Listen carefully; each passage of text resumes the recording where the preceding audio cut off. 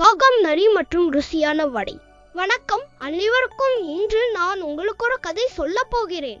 ஒரு புத்திசாலி நரி, இருமாப்பு காகம் மற்றும் ஒரு ருசியான வடை பற்றிய கதை.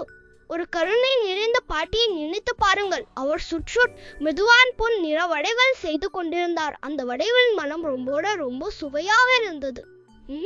ஒரு புத்திசாலி காகம் பறந்து கொண்டிருந்தது. அது வடைகளை பார்த்தது. எனக்கு ஒன்று கிடைக்க வேண்டும் என்று அது நினைத்தது. உடனே அது கீழே வந்தது. ஹூஷ்! அது விரைவாக ஒரு வடையை அதன் அலகில் திருடி ஒரு உயரமான மரத்தின் கிளைக்கு பறந்து சென்றது.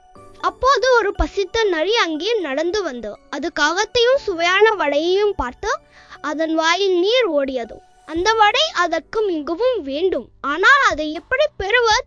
நரிக்கு ஒரு புத்திசாலித்தனமான திட்டம் தெரிந்தது. அது காகத்தை பார்த்து மிகவும் இனிமையான குரலில் சொன்னது. ஓ, நீ எவ்வளவு அழகான பறவை! உன் இறகுகள் எவ்வளவு பிரகாசமாக இருக்கின்றன. மேலும் உனக்கு காட்டிலேயே மிக அற்புதமான குரல் இருக்கிறது என்று கேள்விப்பட்டேன். தயவு செய்து எனக்காக ஒரு பாடல் பாட மாட்டாய்? காகம் இந்த புகழ்ச்சியை கேட்டு மிகவும் பெருமைப்பட்டு அது தன் நெஞ்சை பஃப் பண்ணியது. அது நினைத்தது, நரி சொல்வது சரிதான். எனக்கு உண்மையிலேயே இனிமையான குரல் தான் இருக்கிறது. அது தன் வாயில் இருந்த வடையை முழுவதுமாக மறந்துவிட்டது. அது நரிக்காக பாட வேண்டும் என்று விரும்பியது.